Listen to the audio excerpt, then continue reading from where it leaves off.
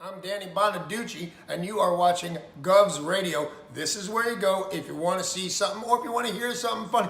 Coming up in just a couple minutes. This is a joke I told. What? I'm not on Gov Radio? Call the police. Call my agent. The Knockem Dead Comedy Radio Show also brought to you by Two Eagles Auto Body. For more than 25 years, Two Eagles Auto Body has been the leader in auto body repairs and customer satisfaction on Long Island. Two Eagles Auto Body handles every type of auto repair, from custom applications and restorations to repairs involving insurance claims. So call Two Eagles Auto Body and ask for John Rossi at 516-328-2527.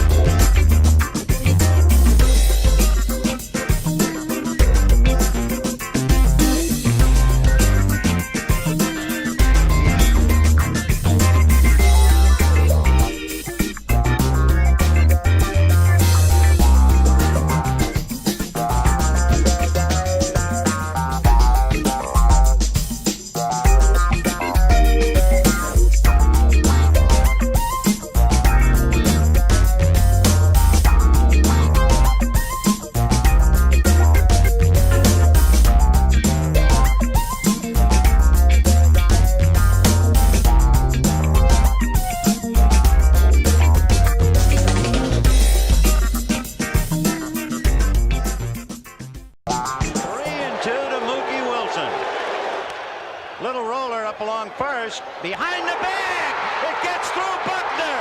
Here comes Knight, and the Mets win it.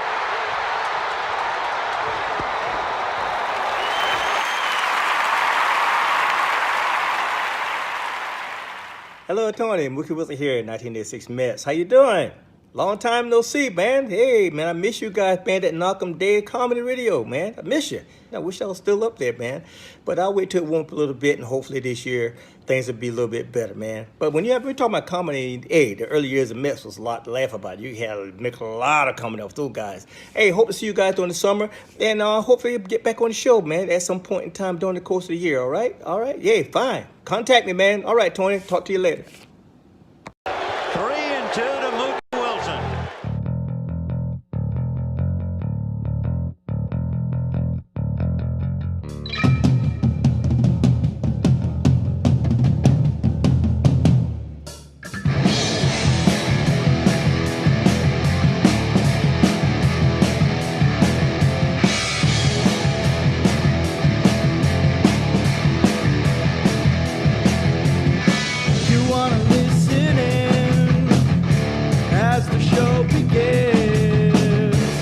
Telling all your friends the party never ends. Knockem dead.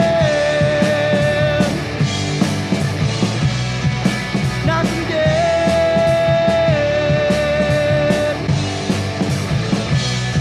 Comedy show.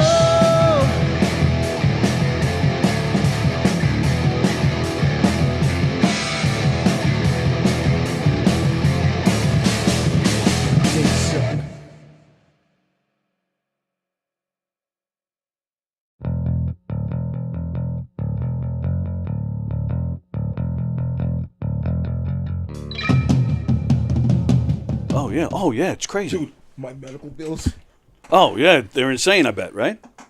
You ready for this? At one point, I told you my brother-in-law, great guy. Yeah. Took care of everything. Yeah. 1.7 million, and I was in rehab. I still had months to go. 1.7 million.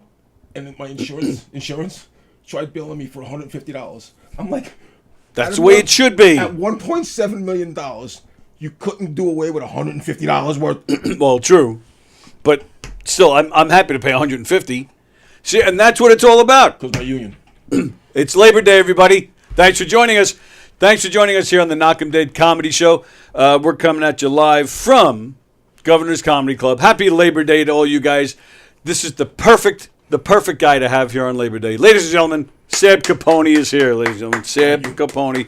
For those of you who don't know, this man is one of the greatest people you'll ever know in your life. And I've been dying to have him on here for a long time, and we're going to get to all the reasons why. Who's watching? Hello, Carrie. Oh, Carrie. Hi, Carrie.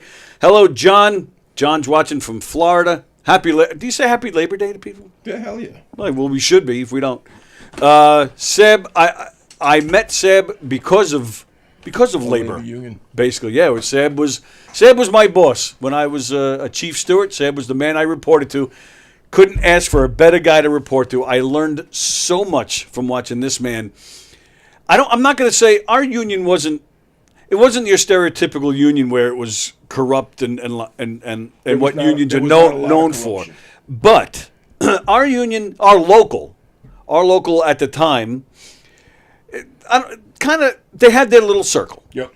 And I don't want to say they played favorites, but they definitely looked out. People were definitely on a list of priorities, It was like so a to caste speak. system almost. Yeah. And then and I was not a part of it, but when I came into the company, those guys were running things. And I did. I felt a little they got me out of a little bit of trouble for something I was accused of that I didn't do, but I was on the list. I was a target for a while. So they helped me get out of it, so I felt indebted to them. You come in, and I still remember the day I met you. I still remember it, and you came in. I used to be the first one at our garage every morning. So I would unlock the gate and unlock the door. And there you were. And I remember, like, who the fuck is this guy? Like, nobody else was even there yet. And we sat and talked just like we are now, and we talked for a few minutes. And I remember saying to you, look, you're one of those guys, you just get a good vibe immediately. Like, oh, this is a good guy. And I remember saying that to you. So you seem like a great guy. However, I owe this such and such. I have to vote for him. Sab was running for his position at the local against a guy who, you were new to our local. You were from Queens. The guy who you're running against was in with us for years and years and years. So I was up front with you and told you, look, I have to vote for this man. But you ended up winning, which most people were happy about. I end up then working for you. Again, I'll never forget. We actually had a guy, and I am going to name drop. We had a guy, which some of you are going to laugh. There was a guy in our local. His name was Jimmy Olsen, like Superman, Jimmy Olsen. Right. That's what this guy's name was. And I remember we were at a membership meeting, and after the meeting, he went to you. He was he always bitched, but whatever he was complaining about. He was complaining about something, and you stood there. He's kind of in your face. I'm sure he had a few in him. And he's in your face, just not yelling, but he was very stern. He's pointing. And you were just nodding, and you weren't condescending. You were listening. And at the end of his rant, you just looked at him and said, Jimmy, you're absolutely right. And I'm telling you, that was a light bulb moment for me. I was like you weren't fighting back. You weren't trying to duck and run. You just came right out and said, Jimmy, you're right, man. You're right. And I don't know if it was something you may have fucked up, but I don't know. Yeah, I don't remember what the situation was. But I was just so. He had a legitimate gripe. Right. It was a legitimate gripe. But you handled it like a gentleman, and that was something I was like, whoa, like that was new to me, and I just watched you, and I would watch how you would handle certain situations, and we became close, very close, and. We ended up having a lot of fun together, and went through some crazy shit together. And we're gonna have some laughs here, talking about some funny stories. But Sab's also got an interesting story to tell as well, one that I can actually identify with. And I'm just gonna say that we're so close that when I was sick, when I first got sick with my cancer, there was there was a small window of time when I got sick that it looked like I was done, and this was my first call. Make sure my wife and kids are getting whatever they get from the union, the company, whatever. Make sure they're set. And my next call was to my buddy because I have the big music collection. That was my next call. Come get whatever you think is valuable and sell it off and split it with Lisa. Those are the 2 calls I made when I was sick. I never heard the music part of it. I just heard the other end of it. That's great. Phenomenal job. But you were the first call. So Sab Caponi, thrilled that you're here, man. This is great. Oh, your brother is watching. There he is. Lou. You have a bunch of brothers. I got 2 brothers, 2 sisters. That's it? Oh, I thought there were more. 5 kids. And and one of them, which one worked for the phone company too? For a brief time. My younger brother. Okay. He was in Oneonta. Actually, it took him about 17, 18 years. No, it took him about 7 years. My parents finally ran out of money. And they were like, we're done with college. We're done paying for your college. At the time, I was starting to move up in the union. Right. So I made a phone call, and they're like, okay, we'll get him in the company. Okay. So he winds up coming back. Then I think it was still 9X. He winds up coming over. He worked with them for maybe 7, 8, 9 years. Right, and then he became a teacher. Stole everything he could. They paid for his college. Nice. He left, waved goodbye, Yep. took his money, put an addition on his house. Nice. And became a teacher. Now he's doing excellent. He's he's like one of those good people. I don't know if it's Chris. That's not Lou. Oh, that's Chris. That's Chris. Okay. And father of 2, doing great. Nice. Very nice. He's got some funny stories too. I remember. You remember I gave you that pop-up. You remember that? Oh my God! Oh my God! That was when I met your brother. Yes. I gave him a pop-up. I wasn't using it. It was given to me, and we weren't using it. So I was like, "Sam, come get it." So we went. I remember we went. The 3 of us went to the motor vehicle to exchange all the title, whatever.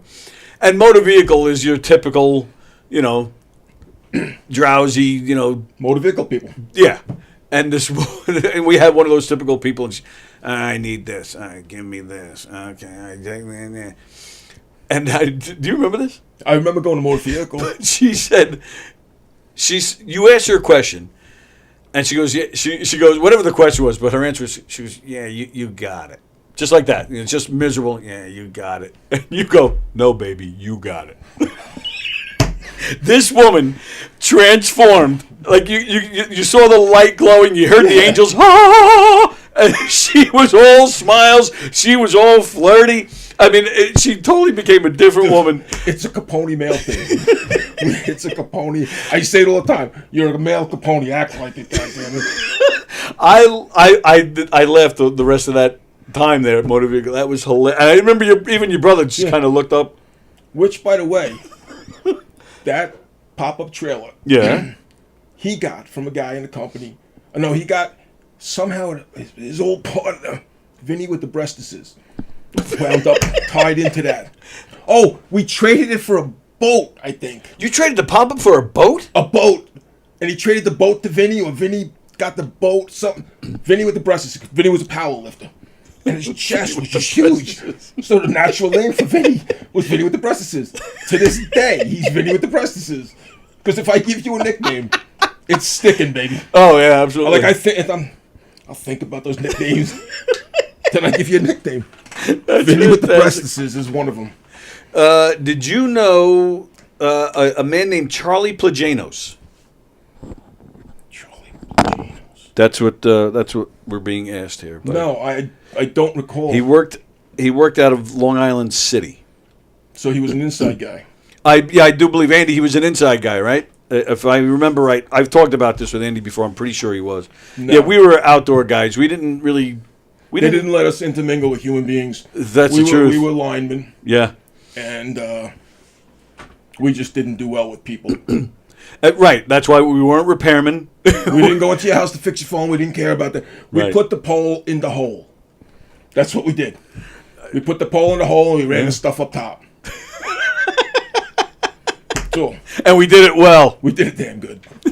Nobody got hurt. Nothing got broken. Well, lock got broken. Yeah, Nobody got hurt. Yeah, we got hurt. Well, sometimes we got hurt. Plenty of times. So it was a career of. I tell everybody, I never really worked a day in my life. I went to this place. Yeah. They gave me something that was big and manly to drive, and I worked with 3 of my best friends every day and laughed.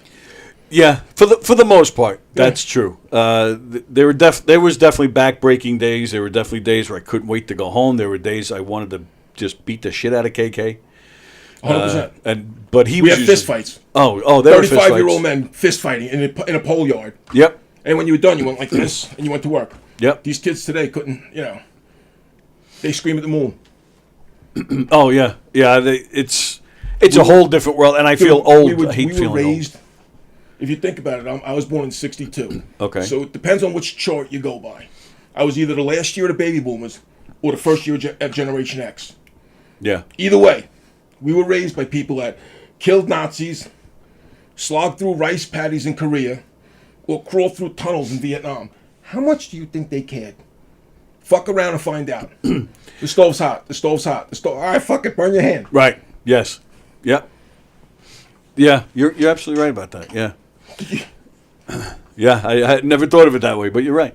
You're right, and you're absolutely right about that too. We would handle ourselves, and plenty of fist fights. We would lock the door of the break room so the boss wouldn't come in to see it. I still wonder what happened with Johnny Straits. Johnny Straits and I grew up fist fighting every day of our lives. Best friends. Bruce Kurtz and I, we'd fist fight every day of our life. Yep. Yeah, it's funny you said. I have a friend like that too, Billy Ryder. He lived around the block from me. We had plenty of fist fights. Today, whenever we reach out to each other, it always ends with "love you, bro." Yeah, dude, we still make fun of each other the same way we did in 1970. Oh yeah, absolutely. So so as I was saying, you were the guy. So you and I wasn't the only one that was like, holy shit, this guy, like, you were a breath of fresh air to our local. I mean, you became, which I know you know this already, but you were the guy. I mean, Nassau County phone company, this was the guy, and everybody knew it. Anybody needed anything, anybody needed to talk bluntly and have and get real answers. Like, you were the guy to go to, man. And but the problem is not the problem. The real thing is, I learned that from you. Just be honest. Don't try and sugarcoat it. Right. I wasn't like, here, have one of these damn mints. I was like, your breath stinks. Do something. But I learned that from you. Right? And I like, people say, oh, where'd this guy come from? It's very simple. My mother's father was a union carpenter. He was also a lightweight enforcer for the mob. nice. My father's father was a sanitation guy, and he was a bookie for the mob. My father was president of the teachers union for Lawrence High School. Oh, no kidding. So my first wife was a union nurse. I was raised in a union. That's all I knew was union. Right, and your first wife's uncle was a big phone company union guy. President of one of the locals. Yeah. So and that's all I knew. And what I learned from all of these people was, just be honest, man. You'd rather say, I don't know, I'll find out, and then you damn sure better find out and tell them. Right. Rather than make something up and have them come back and go, you were wrong. People loved it more. It was more, but even with handling the company, which there was a lot to fight against. Corporate America, however you want to label it, it was 100%. that type of shit. And that was about relationships too. Yeah. There was guys. Can I tell a story? Am I allowed to tell stories? Yeah. There was a guy. I hope my kids aren't listening. Are my kids listening? Not that I've good. seen. So there was a guy, and he got caught on overtime in a company truck, arrested for DWI Oh wow. in a motor vehicle accident. And the only defense I had to the management person was, do you remember who I used to buy my weed from 30 years ago? And I'm looking at the guy I used to buy my weed from. All right. I said, Uncle Milty. That is He's got fantastic. 6 kids. So you want to kill him? You want to kill his family? Right. I said, you don't even know his name because he doesn't fuck up. And he's like, you're 100% right. Yep. Okay, he's going to be fired for 13 days. I won't cancel his benefits. So he's covered the whole time. When he comes back, you can grieve it. I'm going to deny it, and we'll all be done. Right. Okay? It was all about relationships. And again, that was the beauty of how you work things, because people weren't used to that. People were just How do I fight? What do I say to get out of this? What? There was a guy, and the guy was guy fucked everything up. Guy was an idiot. Guy was a Manager or one of ours? one of the union workers. Okay. Late, wouldn't show up. Would show up drunk. Blah blah blah. Yeah, they finally got him. They got him. We got him. We got Keith. Keith's dead. You fired Keith for the wrong reason. You should have fired Keith because he was drunk, because he doesn't show up, doesn't do that. Blah, blah, blah. You fired Keith because he couldn't get into the building or something. His card, to get in, his access card, was like discombobulated. So Keith left a note on the door, went to sleep, and didn't know what else to do in the garage parking lot. So they fired him for misuse of company property or something like that. I'm like, no, he didn't misuse it. He did everything he knows how. So I'm not saying Keith's not an idiot. Right. Keith's an idiot. Right. You fired him for the wrong, and they had to give Keith back a job. Yep. I used to say, get him good. If you're going to get him good. That was something that got me too with you. I remember being at some grievance meeting and you just admitting, yeah, look, I know this guy's a moron. I know you got him. I know he's stupid. And I remember Get him good. It's okay to admit that. And then you would say things like, all right, but what do we do? It's called progressive discipline. I could talk about unions and union history all day because I'm into it. But it's called progressive discipline. And even my ex-wife, she would get mad because she was in management for a company at the time. I'm going to fire her. You're not going to fire anybody. The guy's going to get his job back. Called progressive discipline. Yeah. First of all, a guy screws up. Tell him what he did wrong. So now you've warned him. Right. The next time he screws up, you say, you screwed up again, I told you that. Now we're writing this down. The third time he screws up, it's 3 times in the strike. You strike out, I'm sorry. We warned you. We told you what you're supposed to do. We gave you a written warning. Now you're gone. Right. Now, does it take work? Yes. But that's what the people are entitled to. Progressive discipline. You go to work for 30 years, you do something right, you screw up one time, we fire you? No. That's one that always stuck with me. Dennis something, I forget his last name. We were doing a job in Eisenhower Park, right over here. This guy, nothing. I mean, this guy was squeaky clean. And in fact, I remember even at the time not liking him. What? What'd you say? Dennis Reed. That might be it, actually. That is it. Oh, you know where I'm going with Yeah. this? Yeah, see, that too, you always Still stuck with works your for the memory. company, still a great guy. No. Oh, no, not Dennis Reed. I know Dennis Reed. No, not Dennis Reed. Oh, all right. I just bumped into him recently. No, different guy. It takes me a second because your memory's good, mine's not. And that's after dying. Yeah, right. Well, which we're going to get to. He died 3 times. This guy, not a blemish, like super squeaky clean. Doing a job at Eisenhower Park, he went to sleep during his lunch break because he had a headache. He freaking woke up 15 minutes late. Got out of the truck, went right back to work. They got him. They got him. I mean, he ended up getting his job back, and that's when I started to like him because after that, he's like, I don't give a fuck about this place, and he had a totally different attitude. But yeah, that I remember that type of stuff disgusts me, makes me nuts, man. Yeah. Yeah. But yeah, all right. So what was the craziest thing you had to defend as a union rep? I'm sure you have a few. You can tell a few. Uncle Milty getting drunk on company time. We had a guy, and this guy was my favorite guy all the time. He was us when we were 18, but he was 26, and he's making money. Yeah. So they thought they got him. He came in. The truth is, they fired him for not being on the company premises when he was supposed to. Okay. So falsifying company documents was a big one. He came in. They see him come in on camera. It was a Thursday. He takes his check. The truth is, he goes to a check cashing place, cashes his check, goes to his girlfriend's house, picks her up, brings her back to the building, has sex with her in the building. Really? Yeah, the formerly they'll see on 2nd Tall Avenue and Conklin Street. Yeah, sure, yeah. By the train tracks. Yep. Yeah. Has sex with her there. Leaves with her. Has sex again at her house. He's 27. What does he get, right? God bless him. Has sex again. Comes back. Hangs out for 3 minutes. Punches out and leaves. Those were his 8-hour day. It's a good day. Problem is, they thought they had him. but they don't have anything. They have him coming in the morning. It was a 3 to 11 shift. Coming in at like 10 to 3 because he punched himself in. Okay. The card. That was it. They don't punch out when you leave back then. You just left. Next time in, you open up. So they got him leaving. I'm coming in once. Leaving, running around, camp run amok. Comes back in, punches in. Then leaves again. That's it. So they didn't have him. And they fired him. And we got his job back.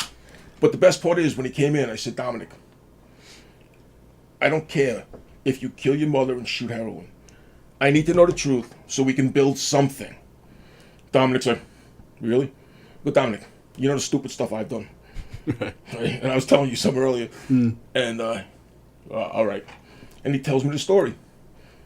All right, and this is our case. This is our case. And Dominic, again, was a kid. He was 9 years in the company, never had screwed up before. He had probably been doing this for his whole career, for all I know. I don't care. Right. I'm like a defense lawyer. Tell me the truth. And it's funny because you'd have guys, you'd say, tell me the truth, and they'd lie to you. Oh, yeah. And now you're sitting there and you're like... Yep. I'm trying to help you. In a meeting with management, at the firing or whatever. And they're like, no, that's not true. I had a guy drive a forklift into the building one day and just start crashing into big cabinets on 120 Hicksville Road. And he used to write the checks, sign the checks and write them out. Yeah, sure. He was pissed. Oh, yeah, yeah. Did you do it? No. Tell me the truth. Didn't do it. Sitting there with Dave Bussey. Oh, yeah. From security. I know Dave. We all know Dave. And Dave goes, did you do it? No. I said, he wasn't there. I said, you got him punching in the morning. Well, we also have this. And all of a sudden the laptop turns and there's the camera. Yeah. With him like this and it's like this. He's laughing as he's doing it. Fat Matt, you son of a bitch, I'm gonna kill you. Yep. Yeah. I mean, we had... Yeah. But even my own career, I was telling you. I mean, the stuff that we did, we lit trucks on fire. Minor details, yeah. Electrical problem, I don't know about that. I'm not a mechanic. What do you think? I'm a mechanic? I'm a lineman. You need a problem with a pole, I can help you. Right. 10% plus 2 feet. But this guy Bussy, he was the security agent that used to love bussing us for whatever. Yeah. He tried to bust me once. I went home. This was after the amputation, and I was still new. It was still a new thing, and the prosthetic, it comes all the way up, so it was cutting into my butt cheek. I remember that. Right, and I. Oh my God. Yeah, and I went home. They set me up. They tried to say that I went home on company time or something. I was like, no, I signed out, and they lost the paperwork or whatever. So they called me in, and I'm sitting there with Bussy. Where'd you go? Where'd you go that day? I was like, and he gave me a date. And I was like, I don't know, man. I said, you're not. I don't know dates. Right. I said, I can't tell you what I did this morning. And he goes, oh, the day you went home early. I said, oh, last week. Yeah, that was the one day. He goes, I was like, I wasn't playing innocent. It was the truth. I said, what about it? He goes, well, you didn't sign your paperwork. I said, well, I did. I did sign my paper. I said, I wouldn't have left. I played it up. I wouldn't have left if I didn't sign the paperwork. He goes, well, you must have left. I said, how do you know I must have left? What does that mean? He goes, because you looked right into our camera. And I did. I remember pulling up in front of my house, looking down the block and seeing a van with, the darkest tinted windows. Yeah. It was like this. And I remember thinking to myself, how did somebody see out of that? And I did. I drove down and I parked right next to it. And I'm trying to see through the window. It turned out to be him. And I laughed. And I remember saying that. I go, oh, that was you? I go, I didn't realize that was you. And you see in his face like he was shocked that I was admitting it. So I was like, yeah. I said I had a cut on my ass. And I said I was uncomfortable, so I went home early. I said, in fact, my ass is still bandaged. I stood up and I went, and he, I don't want to see your ass. I was like, all right, well, I'm trying to tell you. And that was the last I heard. But then I used to see, but this guy, I don't know if he still does, but he used to run security at the Met games also. And the Islanders. Oh, the Islanders too? Oh, I didn't even know that. But we used to see him at the Met games, and he used to, Dave, did you bust anybody today? Funny guys, funny. But yeah, that went on for years. And then who was it? I remember seeing him at a Met game. Whoever the target was at that time. He actually said to me, "What are you going to give me something on that guy?" Like he came right up to me at a Met game. I was like, I didn't even know you knew who I was. Like, now you're asking me for info. You fuck. Dave Bussey. we had a unique relationship. Yeah. Just I was honest with him. He was honest with me. Yeah. He would say, "We're going after so and so." Okay. I go to so and so. You better watch your ass. They're coming after you. Oh yeah. And you had to. You had to watch your ass. 'Cause if they were coming after you, they'll get you. Yeah. I mean, they make you miserable. You think it's bad now with GPS? Forget it. They had their little secret agents everywhere, man. Yeah. Yeah, I was a target a few times. R. Caponi says, "Hey Sab." Hey. Who's that? Who's R? R, probably my sister Ray. Is Ray the one who works in real estate? Right. That's the Ray. one that knows you. Yeah. Yeah. Yeah. She was telling that story yesterday. Oh, really? Yeah. That was crazy. She's the doting mother, nice, good, let's be serious, And I'm always setting her up. I got a buddy called Fat Tom, and he lives in Bayville. And everybody in Bayville knows Fat Tom because he's got one leg. Oh, I must be related. He sells Christmas trees. Oh. The only guy in Bayville that sells Christmas trees with one leg, Fat Tom, ZZ Top Beard.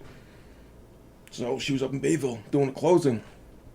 And I said, ask if he knows Fat Tom. Yeah, sure, right, I'm going to ask him. What? So at the end of the whole closing, she leans over the table and goes, "Can I ask you a question? Do you know Fat Tom? I know it's stupid. My brother, the idiot, wanted me to ask you that." Guy's like, "Fat Tom! Everybody knows Fat Tom." Yep. Yeah. So, Fat Tom. Well, yeah, that was it. I was when I sold my house. I'm sitting there, and she's handling all the paperwork. I was sitting right next to her, and I see her sign her name. I'm like, "Caponi." I just look. I go, "Sab?" Just like that. She goes, "It's my brother." Just checking shit. Yeah, right. Set me up again. Yeah, she says, "Yes, it's me." All right. Well, There you go. very nice. Well, hello, Ray. Nice to see you again, sort of. But what was all right? First, yeah, going back to the company because they were hard to deal with. I mean, how did you keep your composure? Because that was something I was bad at. I lost my shit so much on those assholes. In my head, I got a book, and the book is called "How to Screw You." In fact, if you went to the union office, behind my desk, there was a cabinet, and there was a book that was this wide, and on the binder, it was empty. The book was empty. But on the binder, it said, "How to fuck with the company." Oh, yeah. Remember that book? It was a blue binder. Yeah, I remember Yes. that. Yeah. And they'd come into my office, and they'd look, and they would dying to know what was in the book. What's in the book? And they'd be like, "For me to know." Right. But, they thought that book gave all the answers, and that's what... But I would just, take it in, and the way my brain works, because of who I was raised by, my father, one of the greatest people I ever met in my life, it was fuck around and find out. So they were always more afraid of me. I'll give you an example. They didn't know how to deal with you. No, they never dealt with honesty and openness. Right. I got into an accident one day. I was texting my ex-wife, and I look up, and there it is. I hit this car from behind. Now, you hit a car from behind, you're going to get suspended. Yep. They knew that if they suspended me, there was going to be something coming back their way. Right. They didn't know what. I could have called in sick for a year. I could have broken something worth $10 million. Right. But the way that they got out of it was saying, "Sab hasn't had an accident in 3 years, so we're just going to retrain him." Because immediately I went in and I said to them, "I know I'm getting 3 days vacation. We best make it Thursday, Friday, Monday, or Friday, Monday, Tuesday. Right. If you give me Wednesday, Thursday, Friday, I'm sorry, Tuesday, Wednesday, Thursday." And he goes, "I've never had someone argue this before. Just letting you know what's going to happen." I'd just be happy to have the turn and time walk off. out. I didn't care. But they never knew what you were going to do. Right. But at the end of the day, you were honest with them. Yeah. And like you said, they didn't know how to deal with that. there was a guy that Paul McElravy. And Paul, when we would argue, he would say to me, "It's a mute point. It's a mute point." I finally had it one day. And I said to Paul, "You stupid son of a bitch. It's moot point." Moot. then I would call his boss, Yep. and I'd say to him, I can't deal with this idiot anymore. He was the worst. We had a guy, he was a female manager. One of the guys was having an affair with the female manager. Oh, I remember that. Yeah. And If it's who I'm thinking of, anyway. Yep. Yeah. Okay. Yeah. and he tells his wife, I'm leaving you because I'm going to be with my manager. Oh, that I never heard. Okay. First, his wife thinks that he's gay. Because most of the guys were men back then. She was one of the first few. Then his wife starts showing up at the garage to kick the four person's ass. Wow. So they go to move the guy. And I'm like, why are you moving the guy? Move the manager. Don't move the guy, move the manager. She's the one who's supposed to be professional. She's going to... And Paul and I start going at it. I call his boss. He goes, well, I got to do something. I said, all right, here's the ugly secret nobody wants to know. What? 80 of your guys that are my guys buy their weed from her. And he looks at me, he's like, please tell me you're serious. I'm like, if I didn't have a connection, I'd be buying my weed from her. Right. He goes, all right, I'll move her in 2 weeks. Okay. Right. And then she was miserable after that, if I remember that. Yes. Right. Yeah. And so let me ask you, and going back, you mentioned Paul. Paul was, my downfall and my arch nemesis, so to speak. Nemesis. We had so many run-ins with that man, and he made my life miserable. Now, one of the things that we tried very hard to go after him on, he was making deals and doctoring timesheets and working out little sweet deals for himself and his little kiss asses. Yep. And at the time it was going on, we kind of, I don't want to say we failed, but for lack of a better word, we failed at really Documenting. nailing him for it. But we exposed it, we made it known. I eventually, I'm out of the company. I had a bad exit. It's done. He ends up getting transferred upstate somewhere. But it was several years, but he ends up doing the same thing up there, making his little deals, doctoring timesheets, gets caught, gets fired up there. So I know I felt finally like such a relief after all these years of fighting with that guy. I mean, the things that happened because of us exposing that, I don't know about you. I mean, for me, they broke into my personal car. Yep. I mean, things were done to me. The relief all those years later, because you spent all those years thinking I did all that for nothing. He got away with it. But then I'm like, holy shit! Like, we had a part in him finally getting his. Yes. Did you feel the same way? Do you feel 100%. relieved at something like that? 100%. Just like when the company eventually fires one of the idiot workers. Yeah. And I'll come back to that thought. And they're like, oh, we finally got him. When it happens the other way around, yes, you feel vindicated. Yeah. And I will tell you this, when Tony talks about me being his boss, so to speak, I was in charge of, at one time, 607 people throughout Nassau County. Right. And at the time, we only had 1,400 members. So almost half of them were mine. Right. It's a lot of power. So you have to be careful how you use that power. Sure. You know what I'm saying? Because if you misuse it once, That's all you'll be known for. At the end of the day, you really only have your word. And the idiots are found out on our side and their side. Their managers that were idiots, you're found out. There was one of they call them first level, second level, third level. There was a second level who was having an affair with one of the vice presidents. And everybody knew it. And eventually, it was found out. And, they both got let go. Wow. Okay, sorry. Mm-hmm. You know what I'm saying? But, eventually, truth comes out. Right. Yep. So, is it one day that one day you did something stupid? But if you make a career out of doing stupid shit, it's going to be found out.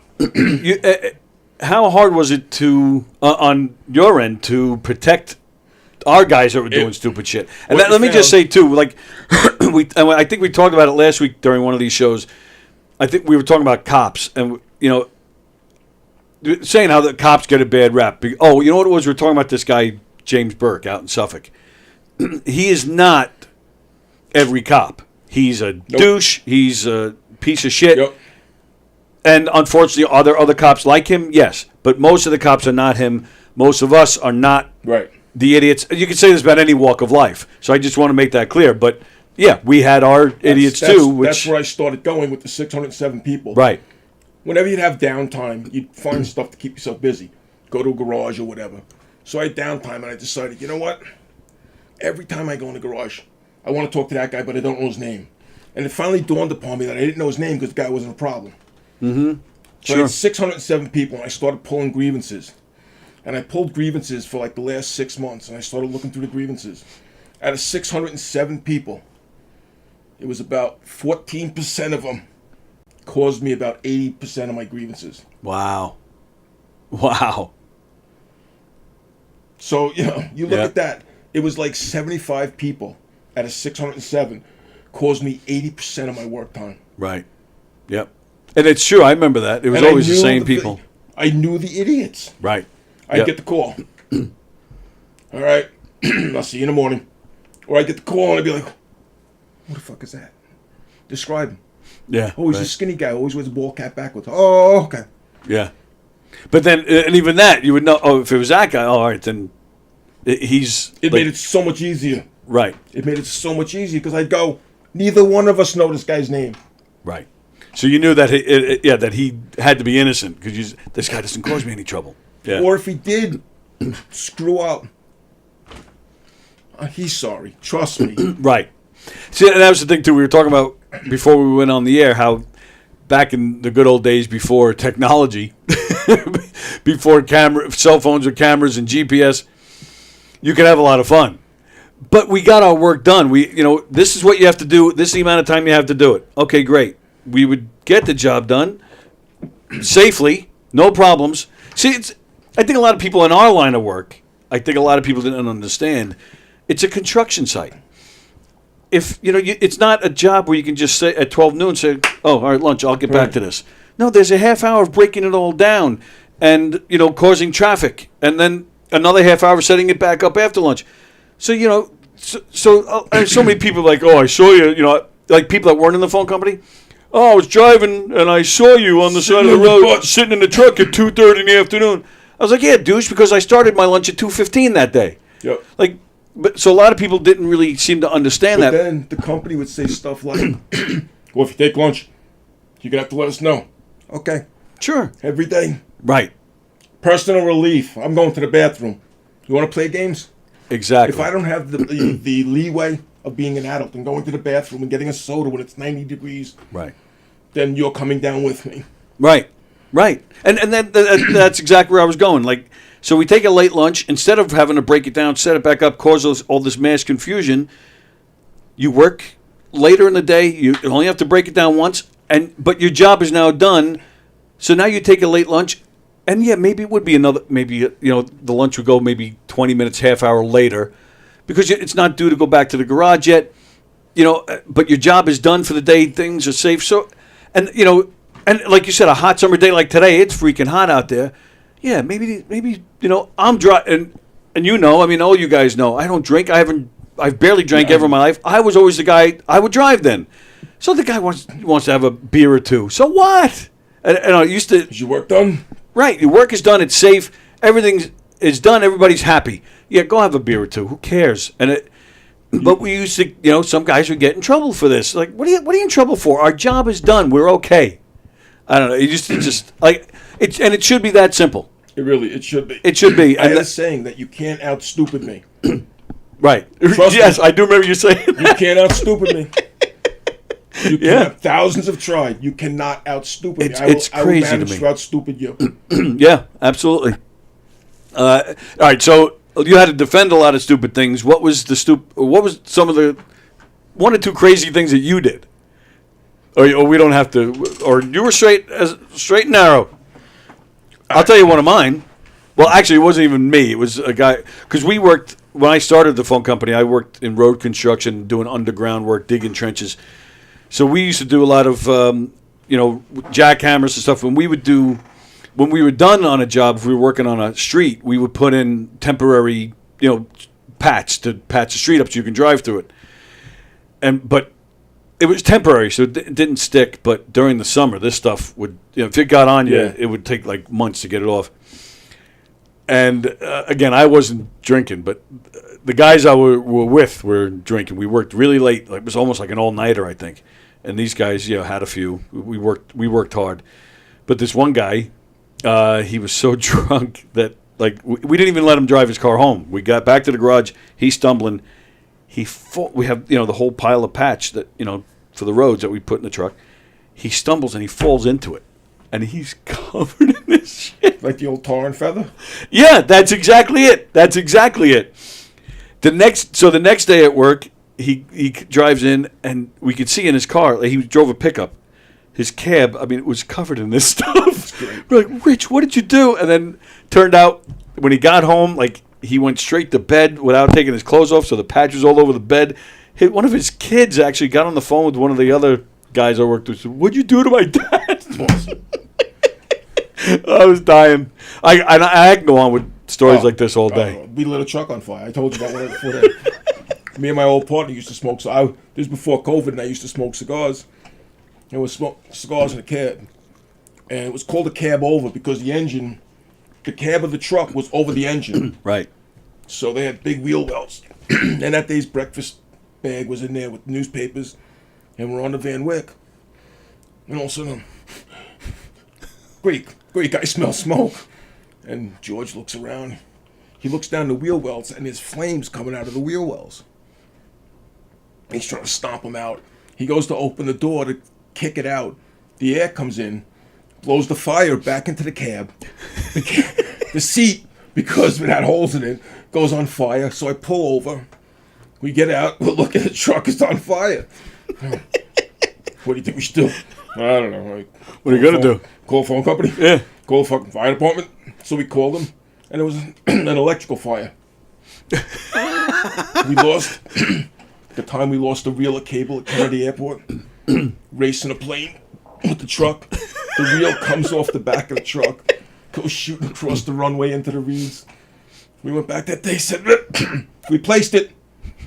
And my foreman, who's dead now, Tommy Lawrence, if you looked in the dictionary, on the lineman, there was a picture of Tommy Lawrence. 6'4", red hair, handlebar mustache. Sure as shit, goddamn, we're going to hammer that thing home today, I'll tell you what, guys. There was a picture of Tommy. Yeah. He comes out 3 weeks later, throws the papers at me and George. Goddamn, someone must have stole your goddamn cable. Go back and place it again. It's amazing how that happens. Okay, sorry. You always, there's one story I always thought was great. Your Shea Stadium story. Oh my God. This is when I started in Queens. And the Mets used to play day games on Thursday. I don't know if they still do. Yeah, sometimes, most of the time. So we're going to go, and we're going to watch the game. And we get to Shea Stadium at 10 o'clock. We put our helmets on. Little sissy tool bag. We go walking in. It was Gate E at the time. We go walking in Gate E. We're phone company. Got to get to the phone room. They're like, okay. They let us in there. That's all you had to do. You can get in anywhere. Just put on your hard hat and some tools. You can get in. I used to go backstage at Jones Beach all the time. 10 o'clock in the morning, we start drinking. Now it's 1 o'clock in the afternoon. And we open the door, and the door opens out. I open the door like this to go out, and there's 88,000 people because it's 10 to 1. What's up? We go, we're sitting down.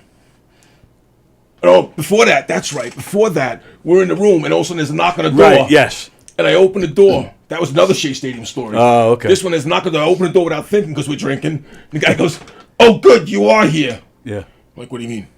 He's like, the bullpen phone's not working. And my partner, Danny, at the time, looks at me and goes, you're a goddamn idiot. So we get our little tool bucket. We go out to the bullpen. We take the mouthpiece off the phone back then. We put a set on it, a tone set. It went, ee-oo, ee-oo. Right. So we got to go back to that room.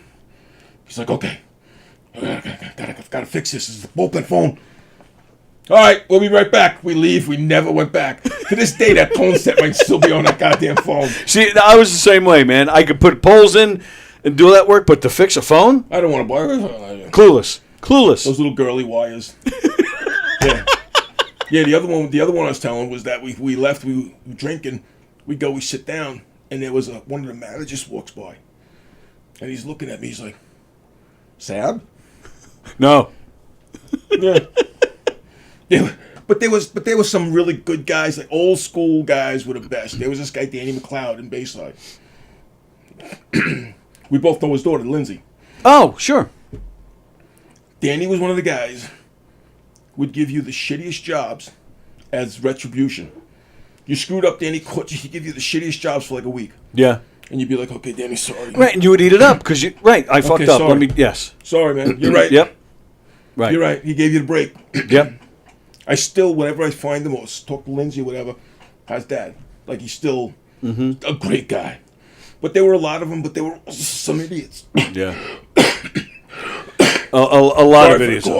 Well, all right. Yeah, all right. So let's do that because I got to actually get out of here soon. So, all right. So again, just the greatest guy, and nobody since you has really kind of stepped up to your level. I mean, these days I don't know because I'm not involved anymore, but you left an impact with a lot of people. And actually, before we get to your situation, we just have to mention too how we mentioned quickly before how he wasn't part of the in crowd when he got elected, and which caused some friction for you, some pain. But then, what was it, about a year ago? Actually, no, over a year and a half ago, our former union president was down in Florida where he got arrested for trying to kill his wife. Kill his wife. They were still married at the time. Now, what was the deal? They had a fight. He got physical with her. Mm-hmm. They arrested him, but let him go. My understanding was it was one of those. They arrested him, but they let him go because it was like a he said, she said type thing or something. And then he went back. The very next day. Yeah. And was, I don't know, more serious or really did try to kill her. Yeah, oh yeah, he was charged with attempted murder the next day, yeah. Charged with attempted murder. And he was one of the people that I banged heads with often. Yeah. Because I didn't do it his way, because I did it my way. But he was probably when we talk about, having an inner circle and guys who had priority, I mean, he was the ringleader of it all. Yeah. It was all him. And we had a great local. We had great success, but which he was a part of for a while. But when he became president, I mean, he couldn't sustain that. He couldn't talk to the common folk. Right. He couldn't talk to the workers on the that floor. mirage. That's what I was. The mirage of being this great guy. Like there was too much light on him at that point. He couldn't, and he pay no attention to the man behind the curtain. Exactly. And he went down fast with no respect to the point where when this news came out that he tried to kill his wife, people were actually we were laughing like we are now. Like nobody felt sorry for this guy. I mean, once you get past the shock, like what? He tried to what? Holy shit. But it was like a ha-ha on him, And now I'm assuming he's, still in jail. I don't even know. I haven't heard anything. No idea. So like I said before, when I first got sick, first call went to this man. You would not find a more caring guy, a guy that will get something done, a guy that looks out for his people, his friends. And then, then it kind of... December 21, it all changed. Yeah, and I'm going to tell you, I don't know if I said it at breakfast, but I didn't... Oh, you had mentioned KK coming to see you in rehab.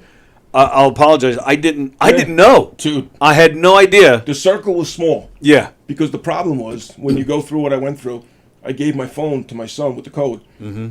So he very simply probably looked at the last 10 people I texted or called and said, well, this is okay. Right. All the names you heard every day. Yeah. Those people. So stay in touch with them. All right. So now your brother loses. Here we go. So, all right, so let's go back to the beginning. December 3rd, 2021. 2021, I get COVID. My girlfriend, who's now my common-law wife, or what, I don't know what to call him anymore. The one I'm with forever. Your partner. Great partner. She finally talks me into going to the hospital.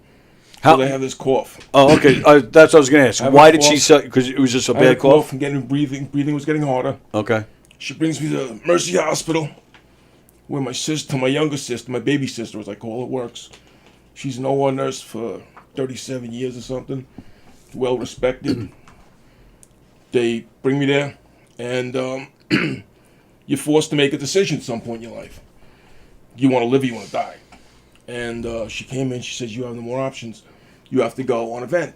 I said to her, I want to see my 3 kids. They come in the moon suits.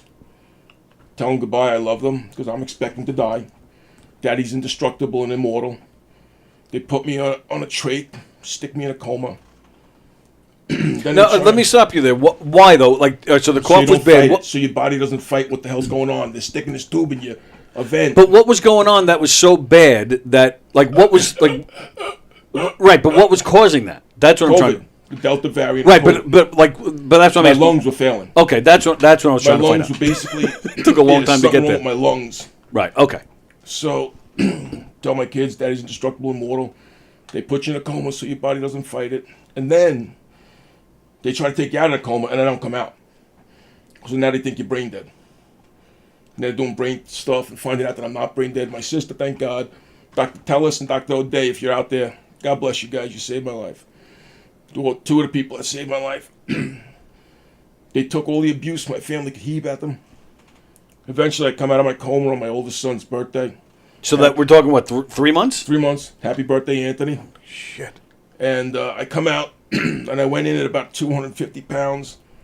I come out 135 pounds. My hands are like this. I mean, now this is my hands, and that's getting better. Come to find out, my brother's sitting there one day, Lou, and he says, do you even know what the hell happened to you? I said, the last thing I remember is coming in the hospital and ordering pizza to the emergency room because I was hungry with my credit card. They come in the back, they're like, is there a Sab? There's 3 pizzas. So I take 2 pepperoni slices and told the nurses the rest is theirs. That's fantastic. Yeah. See, and again, that's a perfect example of why this guy is so loved. It's that type of stuff right there. I mean, these are the ladies that can take care of him. You hear a story like that, and yes, if Sam did it, I believe it. Absolutely. So I find out I'd gone from 255 pounds down to 130 pounds. I was in the fetal position. I was on a trait. I flatlined 3 times. In fact, I still got to get the tattoos. My sister's got to get me the imprints of the tattoos of the paddles. I'm going to get them tattooed on my chest where they hit me with the paddles to bring me back to life. Flatlined 3 times, had 5 cardiac arrests, chest tubes out the ass, collapsed lungs, sepsis. Marissa, help me out. I know I'm forgetting something. Yeah, it was in a shitstorm. I was actually the longest patient in Mercy's ICU unit.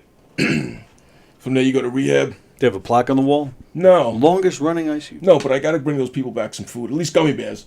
Because I talked to this one nurse, Lauren, and she would have a father bring me in not gummy bears, Swedish fish.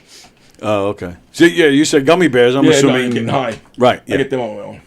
So she'd bring me in Dr. Pepper and Swedish fish. Nice. And I would lie to people and tell them, yeah, they said I could have food. People bringing me in food. The one lady was cleaning the room one day. I told her that it's okay. They said I could have water. She gives me water. I almost drowned myself because they wouldn't give you water. I got it with a feeding tube went in. Yeah, turn that way for this camera. The feeding tube, I don't know if you can see it. Right there. Yep. So they put a feeding tube in you, and you're eating liquids. And I'd lie to people. I'd hide it under sheets and say, yeah, I got people bringing me heroes and shit. But the good thing about my feeding tube is I can't wait to tell my grandkids when I have them that their grandmother stabbed me there with a rusty fork. Yeah. That's bad, Grandma. She tried stabbing Grandpa to Don't death. ever let Grandma babysit you. Don't let her feed you with a spoon. She tried killing Grandpa. If she tells you she's getting upset, you better stop what you're doing. Yeah, oh yeah. Just only It was paper a hell of knives. a ride, but what you find out is that there are some stories that are wild. Wild. Lou says he's a savage. He bites through ice bags. Oh yeah. What does that mean? They wouldn't give me water. But I remember being hot as hell, like I'm hot. Yeah. And I tell them, I need ice, I'm hot. So they put like ice on me. And I'd be like, I put it on my neck. They put it on my neck and I'd be like this. I bite through the ice bag. You a and dog? start A dog? Start sucking the water out of it. They put me in those boxes. Oh, yeah, I forgot about that, Lou. Thanks. Like every once in a while, you bite through, I start sucking. Someone come, I stop, and then it would start leaking on me. I'd be like, I gotta be changed. What's wrong? The bag's leaking. They'd be like, did you bite through the bag again, you moron? Like, this is the nightmare patient I was. They put me in boxing gloves because I ripped my trach out at one time. Oh my god! I pulled my vent machine over. I managed to wrap it around my hand. With all my strength, I pulled it. This thing lands on me. Alarms. They come running. So they put me in boxing gloves. But the manufacturer of these boxing gloves must be a pack of idiots. Because they put a zipper here and a zipper here with Velcro. So I take the Velcro off, unzip. I get one hand out, get the other one off. And my doctor, tell us. Great guy. Guy had everything I could throw at him. Literally. Yeah. He comes in one day and I'm just staring at him. I'm going to kill the next person that comes in this room. And he comes in and I go like this. I pull my hand out and I got the boxing glove and I go. And that's exactly what happens. It hits my elbow, hits the bed, hits the floor. And he looks at me like, here we go. The other one comes out. I go to throw it, same result. And he goes, you got anything else? Like I was just a nightmare patient. Yeah, I hear you. They would put these things on me, on my fingers. And I realized that if I could move my hand enough, and I mean, I was so weak, like this was a Herculean task. Wow. But if I shook my finger fast enough and long enough, this thing would pop off.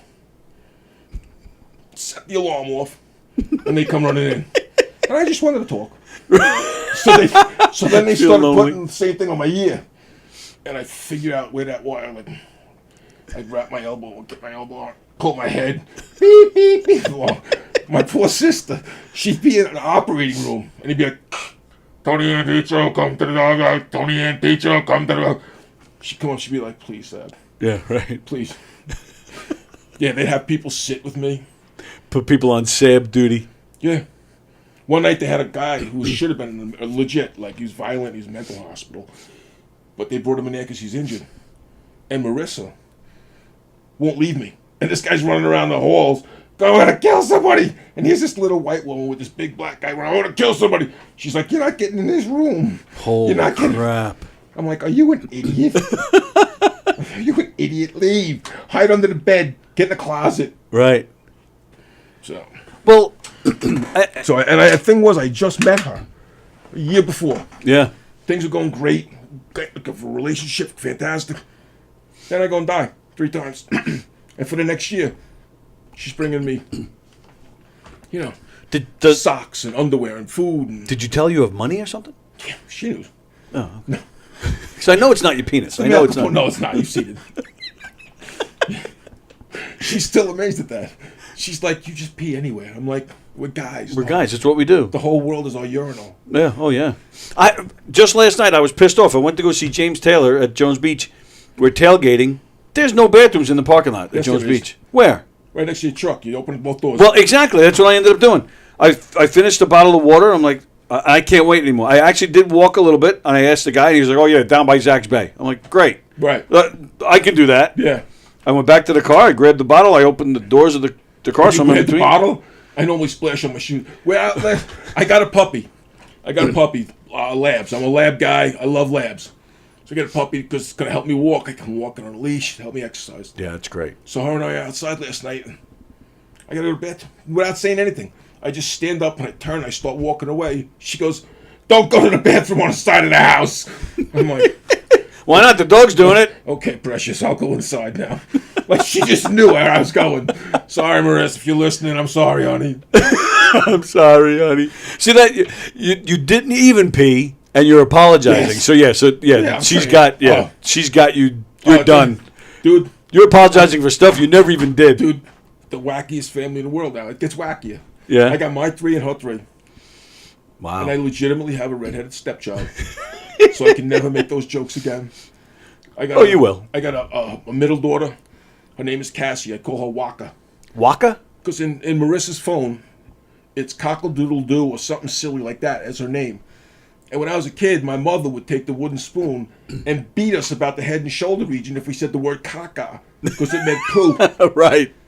So Yeah. I'm like, your daughter's not Kaka. So I changed it around to Waka. And she's like, Did you feel? You must have felt all those months in the hospital. You must have felt like you were going nuts at some point. not right? only was they going, like, they would find me licking the windows. I was a literal window licker. The hardest part, really, the physical part, kind of took care of itself. When they made you take care of it, was the mental fight. The mental fight. And I remember there were days They made you take care of it. Is that what you said? made you go down to physical therapy. They make Oh, yeah. But the mental stuff. The mental part. There were days I truly wished I could die. And I was Yeah. telling you earlier that there was one time, and I don't know, it's all a blur. You're either in a coma, or you just got out of your coma, or you're in the emergency room, but it all is a certain time. And I remember I had it. I couldn't breathe. If I cry, I'm sorry. Tell the story. You don't have to tell it if you don't want to. I love sharing the stories because people are like, it's inspirational. Well, I hope somebody gets something out of it. You know, like, really, I hope someone learns something. But I was in this state, and it was black, and I couldn't see anything, and and my whole body was in pain, and I wished I was dead. And I'm going down this dark tunnel, and all of a sudden, like a circle of lights is coming at me, going away from me, going away, coming over my head, getting smaller. And I remember saying to my father, Dad, this is it. I'm okay with it now. I said goodbye to my kids. They'll be fine. I don't want to die, but just kill me. I can't take this. And my father said, I taught you everything you know about being a man in life. I didn't teach you how to quit, and you're not a pussy. That's his exact words to me. Because by the end of my father passed away. We just talk like two guys all the time. Right. And you actually hear him saying, I heard do you see him? loud and clear? Nope. You don't see him. You just hear Hear this. him. And I went, yeah, okay. And all of a sudden, I remember I was in a room because it was light and there was beeping going on, and I'm in a bed. So, was that one of the times I died? I don't know. Right. And they shocked me back to life? I don't know. Was that just a bad dream? I remember another time I was in this, it was shaped like a light bulb. And it was like a double layer, and I was between the double layers. And it was one of those times where, looking back, I think I was dying, and the air kept getting farther away. And I'm trying to, and the only thing I thought of, I'm like, my brothers will save me. Okay. My brothers will save me. And all of a sudden, my brother shows up with a pair of stolen phone company shears. And my brother Lou, and my brother Chris is, he's probably drunk, standing behind Lou. And my brother Lou takes the stolen shears and opens it up, and I can breathe again. Was that one of the times that my lungs collapsed? Right. You don't know. That's crazy, man. But I mean, like, wild stories. And I'm telling you, people like, you should write a book, you should do this. I just tell my story. It's just me. Because so often you don't have a choice. Right. You don't. Did you have a choice? No, I don't see that I did. And I didn't say I did either. So my only job was to wake up and say, yeah, yesterday sucked. Yeah. Today's going to suck, but I can make it a little better maybe tomorrow. So I worked for it. I didn't do that. For me, it was always after the fact, like, what the fuck just happened here? I never what the fuck what happened. Oh, I totally did. I truly just looked at it like I had no choice. But I will tell you, the mental makeup or the mental fortitude that was instilled upon me as a kid is what got me through. Because mentally it was harder than physically. Right. Physically, they give you pain pills. Right. And that's all you see. Up on Vicodin. Sure. Right. And that's what you see on TV. Like, they have a documentary. They talk about, I had to, I couldn't walk for 8 months or whatever. Or if it's it's a real movie, they show you, fighting back with the physical therapist and lifting weights. They don't really show the mental part. That was the worst part for me too. Worst part. Absolutely, was the worst you part. Beat yourself up, and that's why I like Marissa. I appreciate she'd be there. You're okay. You're gonna be okay. Right. We'll get through this. Yep. You're a grown man. You want to hear honest? You're a grown man and you're shitting in a diaper. Right. Someone's got to clean that shit up. I can't because I can't move. Right. So they just kind of roll you over to your side, roll you over to the other side. Yep. And you go forward. I still have an appreciation for 300-pound black women to this day. Oh, my God. Because they would roll me over and wipe my ass when I was in the hospital. Yeah, I see one and I just and I dump.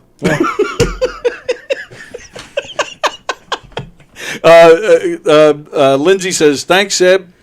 Ray Caponi, thanks. Exactly, Lou. No one else could have survived what he experienced. And then Lou, on the plus side, all that oxygen made your ink pop again. My tattoos are now like 10 years old, and the colors are still. Yeah, they do. They look. Yeah, they start fading after a while. But yeah, that's not faded. Holy not shit! at all. Wow. And in fact, just about time for us to go. But that does remind me, because when I was going through my shit, the first. That's because of you. What's because of me? What is that? A bone? What is that? It's a skeleton's hand giving a finger. Oh. Fuck cancer. That's because of me? You're one of them. That's cool. Yeah. That's cool. It tried killing a lot of people I know. You were the first. Yeah. My brother Lou was the second. Oh, no kidding, really? I got a friend Pete. I'm glad you're well, Lou. Yeah, I remember. Actually, I remember that too. The first time you came to the house after I got sick. Yeah, that was rough. But what I was going to mention, it was the first. I had so many surgeries on the leg, and I would go months at times without driving, without going anywhere or walking. Are you going where I think you're going? You know where I'm going. So after I had the amputation, actually two things come to mind. So I had the amputation in August of 2005. January of 2006, two stories with you in January 2006. I had not driven yet. So amputation August 2005, got my first prosthetic in October 2005, and there's physical therapy. You got to get used to it and whatnot. So I wasn't doing much of anything, and then you picked me up for a retirement party, and you seemed fine to me. And you're very good at that when you're drinking or whatever you're doing. It's hard to really pick up on it. But we're leaving the party. It's time to go home, and you handed me your keys. Like I'm in no shape to drive. I'm like, what? You seem fine. So, no, I'm telling you. And I figured if you're handing me the keys, you must be. So I was like, I remember you saying to you, I got to drive. Like I hadn't driven in months, and my right leg is what's gone. So I remember driving your pickup. We laughed the whole way home. We laughed the whole way. You're in the left lane. You're doing 40. Go faster. We were dying, but it worked. I mean, we got home. And I was like, I can drive. Just drive right. Can't wait some more. Yep. But then the same month, we went. The only time in my life, the one hunting trip I've ever taken in my life was the same month. You fell. We went to this guy's house, upstate New York. He had an outhouse. There was no bathroom in the freaking house, and it was January. It was snow. This is my first January with a prosthetic. Yeah, and I'm trying to maneuver through the snow to go freaking take a shit, and then I fell a few times. You fell going up the steps one time, and you're making jokes. But that was a fun trip. Yeah, we've had. Well, you shot a flying squirrel. I think I told that story in here once. I didn't know there was such a thing as a flying squirrel. It jumped out at the tree at us, and just coasting down. But the guy we were with, whose house it was, he pulled his rifle out and he's following this thing.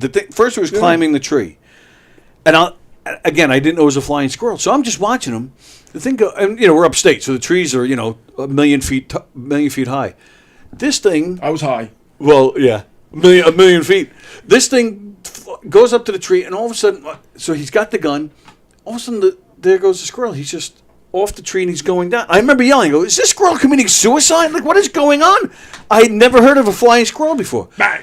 He's going. He's got to be 3/4 of the way down. All of a sudden you see I'm like, holy shit, it's Batman. What the fuck? And the thing just shrew, and he starts flying, but then poof, one shot and he got him. And I remember you guys ran down and brought him into the house. Yeah. My head where I was sleeping. He's right behind my head. I was like, what the fuck? Yeah, that was quite the trip. But yeah, great stuff. And I my apologies for starting late, by the way. But I wasn't planning on going this late anyway. So, but I can go on all day with you, and we'll have to do it again. Absolutely, because anytime you want. By coincidence, we're living really close by now. So I don't do anything all day. All right, I'll definitely pick you up and we'll do this again.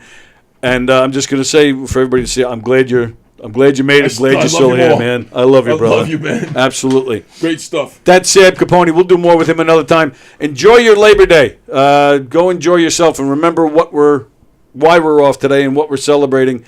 And then, so today is Monday. So we got Steve Square tonight on the YouTube channel. That's at 6:30. Flip Tracks Radio with Tom Sanfilippo. He is here tonight. He is going to perform for us. And, yeah, he's got some special guests coming in.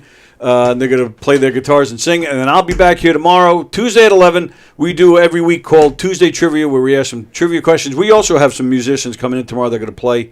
Comedian Mike O'Sullivan is coming back tomorrow. He's going to join us. And again, Tuesday Trivia. So there you go. Thanks for joining us. Thank you again, Sam. Thanks, guys. All right. We'll see you guys later. Enjoy your day. What will you experience at a Knockem Dead Comedy Murder Mystery Show? Suspense, excitement, love, more love, violence. Well, not really. And, of course, some music. Knockem Dead Comedy is the #1 murder mystery troupe, entertaining thousands of people for over 20 years. Have a great night or what? Their hilarious murder mystery shows are full of audience interaction from beginning to end that will keep you laughing all night long. Their shows are not to be missed. Knockem Dead Comedy's murder mystery themes include a mob show, a redneck wedding, a high school reunion, a family reunion with a luau theme, or your own custom show. Johnny, you have a good time tonight or what? Had an awesome time. All right. She had a great time. KDC, that's what I'm talking about. Yeah, all right. Fundraisers, private parties, corporate events, restaurants, and more. Contact Knockem Dead Comedy for your event today. What will you experience at a Knockem Dead Comedy Murder Mystery Show? Suspense, excitement, love, more love, violence. Well, not really. And, of course, some music. Knockem Dead Comedy is the #1 murder mystery troupe, entertaining thousands of people for over 20 years. Have a great night or what? Good. Their hilarious murder mystery shows are full of audience interaction from beginning to end that will keep you laughing all night long. Their shows are not to be missed. Knockem Dead Comedy's murder mystery themes include a mob show, a redneck wedding, a high school reunion, a family reunion with a luau theme, or your own custom show. Johnny, you have a good time tonight or what? Had an awesome time. All right. She had a great time. KDC, that's what I'm talking about. Yeah, all right. Fundraisers, private parties,